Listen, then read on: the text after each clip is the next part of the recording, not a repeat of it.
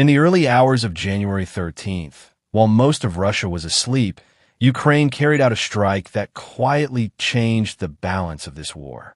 Ukrainian missiles traveled nearly 185 kilometers deep inside Russian territory. The target was not a power plant. It was not an oil refinery. It was the Atlant Aerorobot facility in Taganrog, a city on the Sea of Azov. This factory is where Russia designs, tests, and produces drones used to strike Ukrainian cities night after night.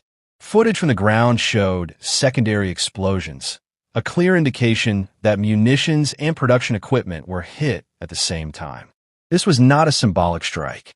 It was a direct hit on Russia's ability to sustain its drone war. Over the past 3 years, Russia has launched more than 1,000 drones every single month at Ukraine. Many of those drones originate from facilities like the one in Taganrog. By targeting this site, Ukraine was not just destroying hardware.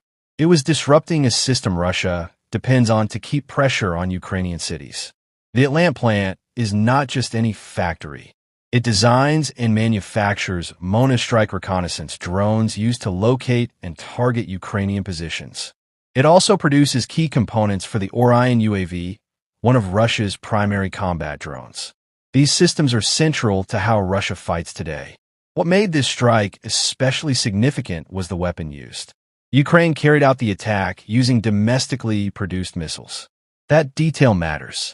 It shows Ukraine now has the capability to strike deep inside Russia without relying on Western approval or foreign-supplied weapons. Russia's official response was telling. The governor of the Rostov region acknowledged the attack and claimed several drones were shot down.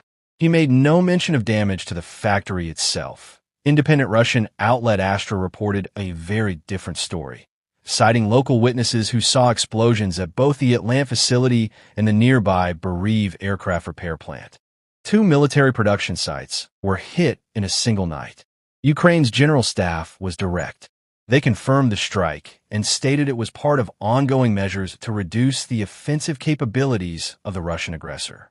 Explosions and fires were recorded in the area of the production buildings. The message was unmistakable. Russia loses roughly 1,000 drones every month in Ukraine. Replacing those losses requires time, money, and functioning factories. Strikes like this can delay production for months.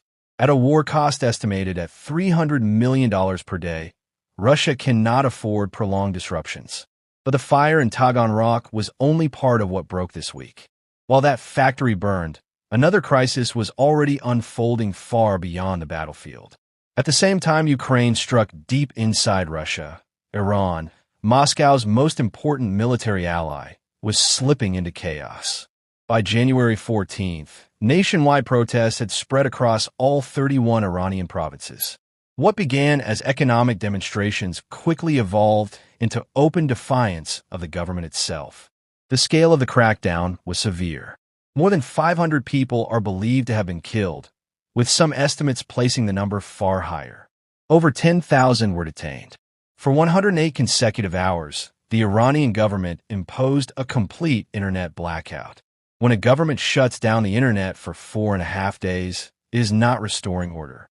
It is trying to hide what is happening on the streets. This crisis is not something Moscow can ignore. Iran supplies the Shahid 136 drones that Russia launches at Ukraine almost every night. Without Iran, Russia's drone campaign would slow dramatically. Russia's own domestic production is largely based on reverse-engineered Iranian designs, including those produced at facilities like Taganrog. More than 70% of Russia's precision strikes now rely on drones.